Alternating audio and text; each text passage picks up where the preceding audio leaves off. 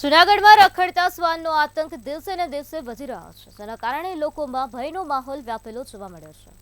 શેરી અને ગલીઓમાં શ્વાને અડીગો જમાવ્યો છે, જ્યારે અનેક બાળકોને કરડ્યાની ઘટના પણ સામે આવી છે, જેના કારણે લોકોમાં ભય ફેલાયેલો જોવા મળ્યો છે.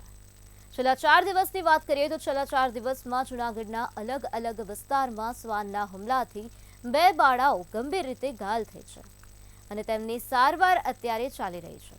તે જૂનાગઢની સિવિલ હોસ્પિટલમાં છેલ્લા 3 મહિનાથી 2400થી પણ વધુ ડોગ બાઇટના કેસ નોંધાઈ રહ્યા છે, જ્યારે જુલાઈ માસમાં દરરોજના 30 જેટલા લોકોને હડકવાની રસી આપવામાં આવી છે.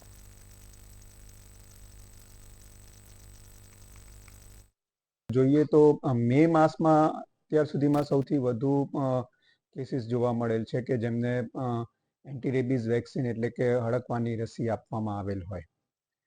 ત્યારબાદ જુલાઈ માસમાં અંદાજિત રોજના 30 લોકોને હડકવાની રસી આપવામાં આવેલ છે, જેમાં 20 જેટલા જૂના કેસ તથા 10 જેટલા રોજના નવા કેસીસ જોવા મળેલ છે.